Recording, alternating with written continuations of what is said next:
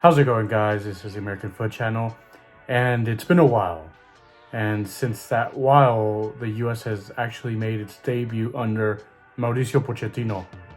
We just had our first camp under Mauricio Pochettino, and don't know how to feel about that. I don't know about you guys.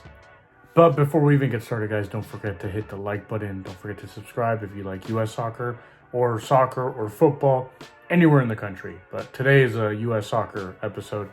But anyways, yeah, it was the first camp under Mauricio Pochettino. And first things first, there was a bunch of injuries.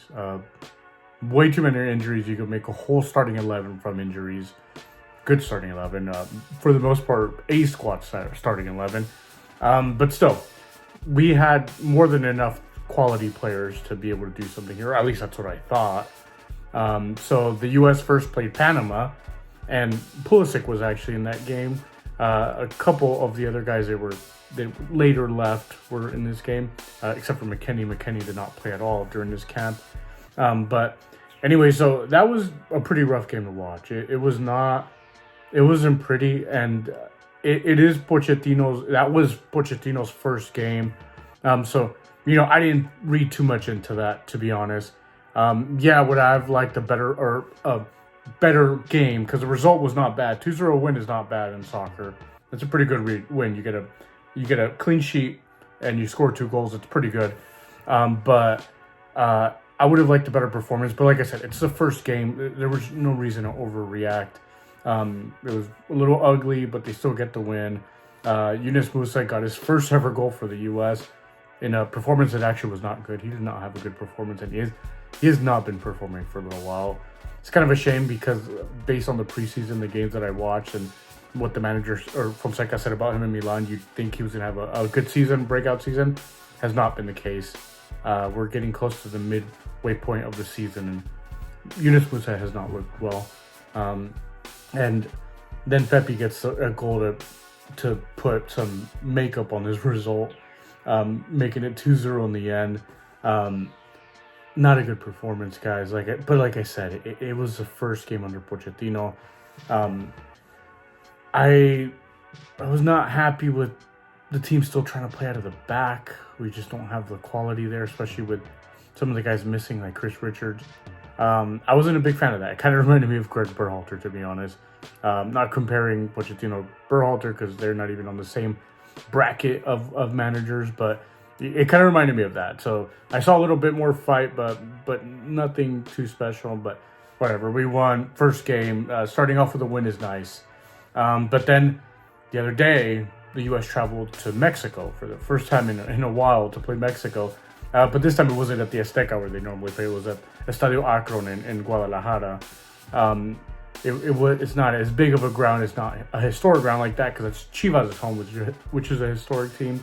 But that stadium's not new, but it's been around for a little while. But it's not as iconic as even Estadio Jalisco. But anyways, that's not the point here. So the U.S. went to play there, so we had even more injuries. Now we had Pepe missing. Now we had Pulisic missing. McKennie had got home, who, he didn't even play in the first match, like I mentioned, but he's still, you would have liked to have seen him, right? And then in addition to all the other guys missing, like Weah, Johnny, Adams, Balogun, who's out for a couple months now, which sucks. But I thought we had enough quality to at least get a decent result, or if we even lost, to go out fighting. And boy, was I wrong. Basically, nobody in that team, in that starting 11, or even in the subs, really made any case for themselves to be part of the U.S. squad going forward. Nobody looked good, guys. Tim Ream, well, you know what? That's not 100% fair. So in the first half, especially like in the first 20 or so minutes, the U.S. did not look too bad. They were, we lost the ball a lot, from the back and in the midfield, but they were looking all right. I was hopeful. I was like, okay, maybe it's just, maybe it's like an old car where you just gotta let it warm up and then eventually it'll get started, right? But no, things just got worse. But, I thought Bucio looked good in the beginning, and he actually looked good against Panama too. So I think Bucio might actually be the only one that could say that he had a all right camp, and maybe we could expect to see him more, right? But other than that, the team was not good. Anthony Robinson, of course, does his defensive duties pretty well. He even got up the field a couple times, creating a couple half chances at best. But then he went off because, he had played the whole Panama game, and then we bring in Lund. Lund is a nothing player, guys. Like, I've seen enough of him. I know we didn't know a whole lot of him before because he kind of came out of nowhere. We didn't even know he existed. Like, he was not on the radar of anyone. There's people out there, there's accounts out there that they know every dual national, every youngster in Europe. They know them by names. They know, what foot they use. Like, they know everything. No one's even know anything about Lund. He just kind of came out of nowhere. And, I didn't want to say anything because I didn't know much about him. Just that he was playing in the second division of Italy, the Serie B. But up to this point, guys, I don't see anything there. I'd rather call up Wiley or Tolkien at this point. I don't see anything there from Lund. Nothing special. Defensively, average at best. Probably not even average. Going forward, it's not there. So I'd rather not even see him, honestly. I'd rather anyone over Lund at this point in that position. But yeah, I mean, he didn't really look well. Tim Ream looked horrendous after the first 20 minutes, giving the ball away, making mistakes. The second goal was really on him. Instead of clearing it, I don't know what the hell he was trying to do. He falls to, he shakes off Miles Robinson, who also, I don't want to see Miles Robinson after this camp. He did not look good either in this game. Shakes off another player that probably should have been there, Miles Robinson, and scores. The U.S. tried to have a reaction in the end once Sendejas and Brendan Vasquez, he did not look too bad when I think about it. What was he in there for? Like, not even 20 minutes, something like that. In those 20 or so minutes, he did way more than Sargent did in 2 games, guys. Sargent, he was a big loser in this camp for sure.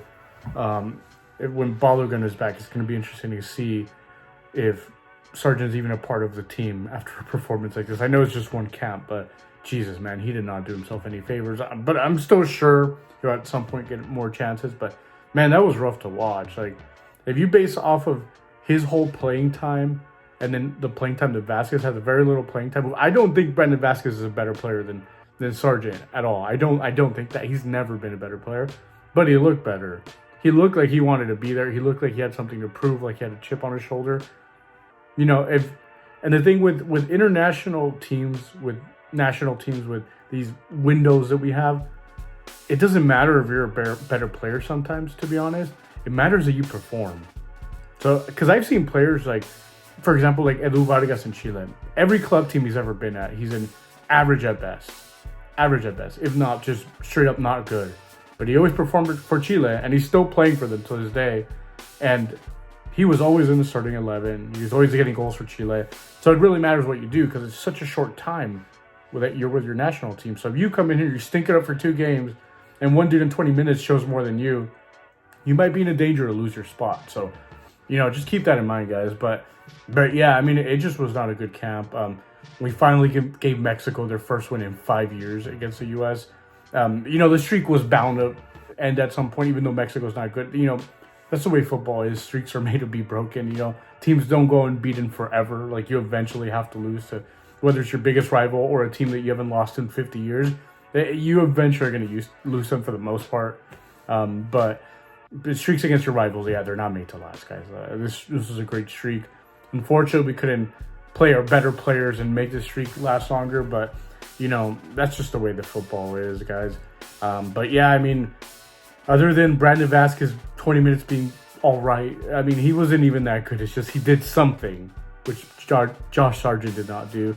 And Busio actually is looking somewhat decent in midfield. Other than that, I mean, we don't really have too many winners. Like I said, Robinson did his thing. We already know who Robinson is. He's a locked-in starter. He's as locked in as you can be in that left-back position because there's nobody even close to Robinson. Like, no one even close, not even half, 50% close to what he is. Everyone else is just a major downgrade. Right back position, we have some options like Fossey, who had to leave the camp as well. I didn't even mention him. Obviously Sergino Dest's starter. Scally's a good defender, so we don't have to worry about that. But that left side, that's rough, man. And then in the midfield, Aiden Morris, he started off not too bad in that Mexico game. Then he just looked awful afterwards, giving the ball away, losing the ball, committing fouls he shouldn't have. Then we got Tanner Tessman in. He looked all right, but nothing special, guys. But Yeah, I mean, it was it was a rough one. It was a rough first window under Pochettino. I don't think we should panic. Definitely not. But it was an ugly start, honestly, to this project. I mean, it's like I said, I keep saying this, guys. It's the first camp. We can't panic or anything, but it was an ugly start. There's no sugarcoating it. I'm not gonna sit here and defend Pochettino's camp. It wasn't very good. I know some people in the media, some people out there are not happy that he sent a lot of players home. Like Pulisic, he was technically not injured, but he still sent him home to, what was it, load management, so he would get some rest before the rest of the season with Milan. I know some people had a problem with that. I personally don't. I'd rather Pulisic keep having a good season with Milan, even if they don't win jack shit, which it looks like that's going to be the case. I'd rather he keep having a good season with Milan than getting injured in this friendly against Mexico and then horrible pitch in Guadalajara, and then missing months with his team.